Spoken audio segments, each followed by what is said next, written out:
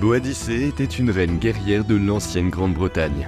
Pendant l'âge du fer et les premières années de la domination romaine, elle était le chef des Iceni, une tribu celtique qui habitait la région de l'East Anglia, dans l'actuel sud-est de la Grande-Bretagne. Boadicée est devenue célèbre pour sa rébellion contre la domination romaine vers 60 et 61 après Jésus-Christ. Un exploit qui inspira d'autres peuples à lutter contre la domination de l'imposant Empire romain.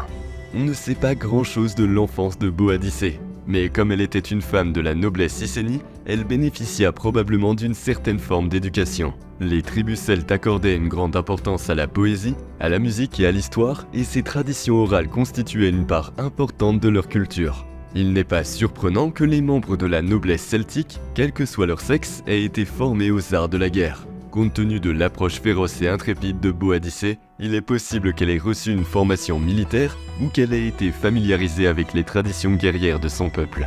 Lorsque Boadicée atteint l'âge adulte, sa famille décida de lui faire épouser un jeune homme de noble lignée appelé Prasutagus, héritier du trône de la tribu des Icéniens.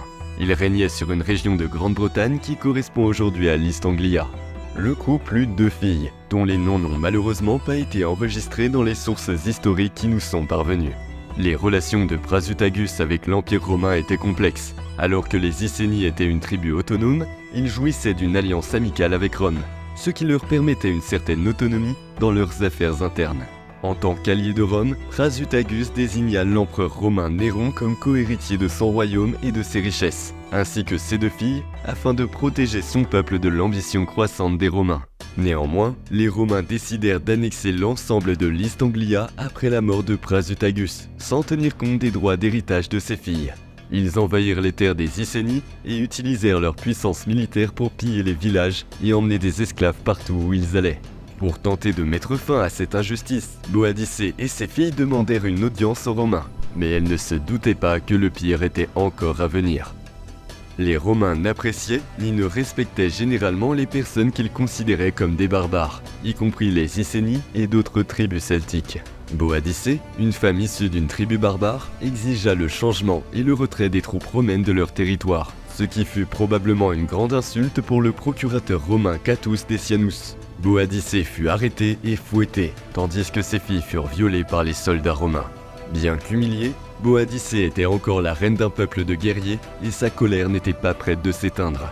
Furieuse et déterminée à venger l'honneur de sa famille et les torts causés à son peuple, Boadicée jura de se venger de Rome. Elle réunit sa tribu et convoqua les chefs des autres tribus celtes alliées. Dans un discours passionné, Boadicée glorifia le courage et les traditions guerrières de son peuple, rappela comment leurs ancêtres avaient réussi à chasser les Romains lorsque Jules César avait tenté de s'emparer de leurs terres, et insista pour que les anciens serments d'alliance soient honorés. En écoutant son discours, la foule acclama Boadicée comme la libératrice qui les mènerait dans la lutte contre Rome, et la nouvelle se répandit bientôt dans d'autres tribus celtiques plus éloignées. Le soulèvement commença par l'assaut de la ville de Camulodunum, une ancienne capitale tribale transformée en colonie romaine. Boadicée et ses forces mirent la ville à sac et la détruisirent. La ville de Londinium, un centre commercial romain très prospère à l'époque, fut la cible suivante. Anticipant la menace, le gouverneur romain Gaius Suetonius Paulinus choisit de quitter la ville plutôt que de la défendre. Boadicée entra alors dans Londinium, la mit à sac et l'incendia. Comme Londinium et Camulodunum, la ville de Verulamium subit elle aussi les assauts de l'armée rebelle de Boadicée, qui la détruit.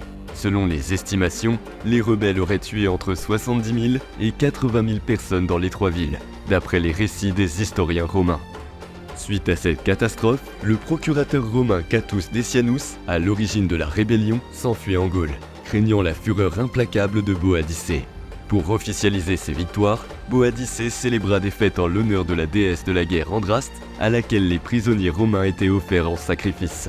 Bien que l'armée de Boadicée fût vaste, avec plus de 200 000 rebelles, elle ne disposait pas de la discipline, de l'entraînement et des tactiques d'avant-garde des Romains.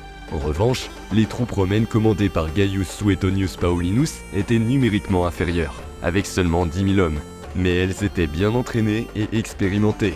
Suétone choisit un champ de bataille situé dans un terrain étroit flanqué de forêts denses, empêchant l'armée de Boadicée d'utiliser son plus grand nombre pour encercler les Romains et les surpasser en nombre.